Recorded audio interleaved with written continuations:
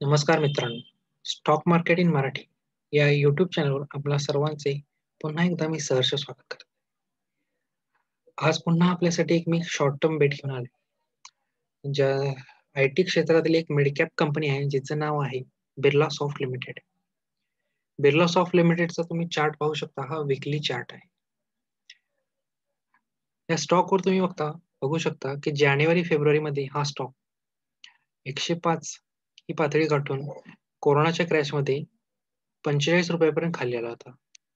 त्यानंतर हळू-हळू रिकव्हर होत हा स्टॉक पुन्हा जुलैमध्ये 105 ही ओलांडली. 105 ही पातळी क्रॉस करून अ, विथ व्हॉल्यूम वाढायला सुरुवात झाला. निफ्टी आयटी इंडेक्स पण जोरदार वाढायला सुरुवात झाला होता जुलैनंतर. कारण वर्क फ्रॉम होम, डिजिटल या कन्सेप्टमुळे ना निफ्टी आयटी इंडेक्स खूप वधायला सुरुवात झाला होता. त्यामुळे आयटी क्षेत्रातील सर्वच कंपन्या या वाढायला सुरुवात झाल्या होत्या त्या काळामध्ये. तुम्ही पाहू शकता 105 ते 210 हा टप्पा स्टॉकने 3 महिन्यातच गाठला होता. म्हणजे अल्मोस्ट डबल झाला होता हा स्टॉक 3 महिन्यामध्ये. त्यानंतर मात्र हा स्टॉक एका रेंजमध्ये कन्सॉलिडेट होत राहिला. 210 ते 170.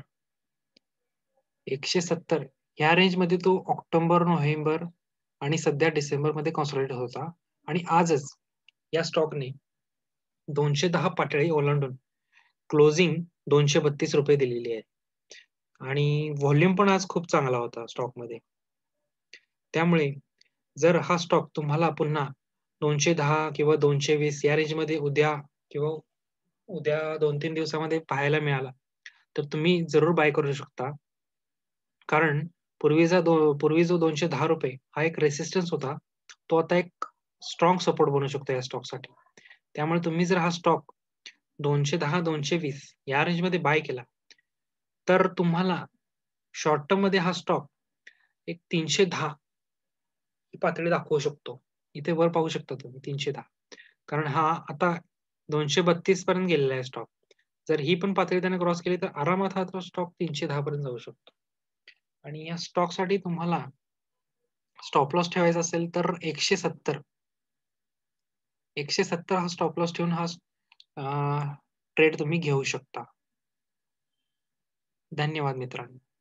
आणि हा व्हिडिओ जर तुम्हाला खरंच आवडला असेल, तर लाईक करा आणि काही सजेशन असतील तर कमेंट पण करा आणि चॅनलला सबस्क्राईब करा आणि बेल आयकॉनवर क्लिक करा. जेणेकरून आमचे नवीन-नवीन व्हिडिओचे नोटिफिकेशन तुम्हाला वेळोवेळी मिळत राहतील.